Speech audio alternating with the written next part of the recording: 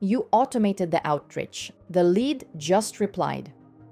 Most people lose the deal right here, not because the system failed, but because they don't know what to say next.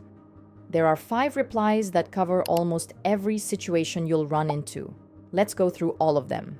Here's what actually kills a warm lead: getting excited and sending a wall of text. In B2B, whoever talks the most loses. Your only job right now is to move them from the inbox to a 15-minute call, nothing else. No pitch, no proof, just the next step.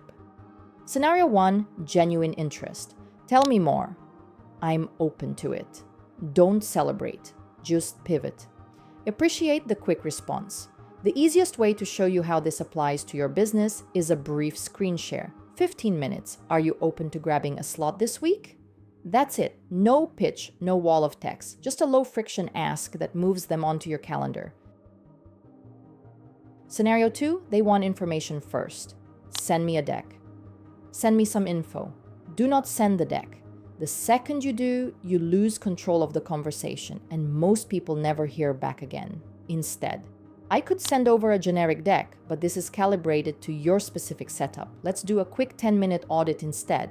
If it's not a fit, we part ways. Here's my calendar. Same result, you stay in control without sounding evasive. 2 down, 3 to go.